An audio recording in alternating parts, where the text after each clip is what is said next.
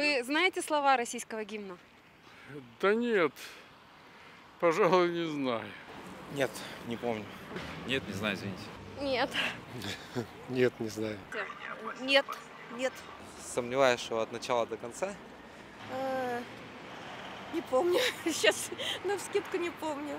Ну, может, не точно все, но надо. Ой, не помню. Советского Союза помним, а российского не помню. На Олимпиаде поют. Вот когда запевают, тогда помнишь. Старый знаю, старого гимна. Нет, не знаю. Ни строчки не помню. Не помню ничего.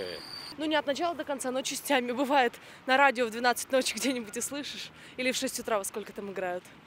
Очень часто и это, по-моему, и помогло мне выучить, наверное, текст этих гимнов. Напеть нет, сказать могу. Россия священная наша держава, Россия великая наша страна, могучая воля, великая слава, твое достояние на все времена. Российского гимна? Ну да. Славься, Россия. От начала и до конца. Нет, до конца не скажу. Я уже забыла. Славься, Отечество. Дальше не знаю.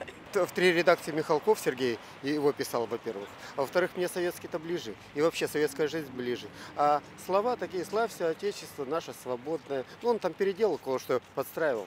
А так, знаю. Свободна, страна нерушимая, наша страна. Ой, уже забыла. Я всегда с удовольствием пою, значит, гимн. Даже когда поют слова российского гимна, я пою слова Советского Союза. Они мне уже врезались с детства в память, поэтому никак переломить это уже нельзя, наверное, невозможно. Я особо не ударяюсь в это, как называется. Живем обыденной жизнью. Что-то все ходим, мельтешим. Не до этого как-то, не до гимна. Ну, сейчас что? Подпевать только. И чтобы молодежь вся знала. Это так стыдно, когда стоят футболисты, допустим. Вот я очень люблю футбол. И когда наши там только там переминаются, моргают, что-то создают вид. Достаньте, спойте хорошо, так, чтобы чувствовалось, где живешь. Правда?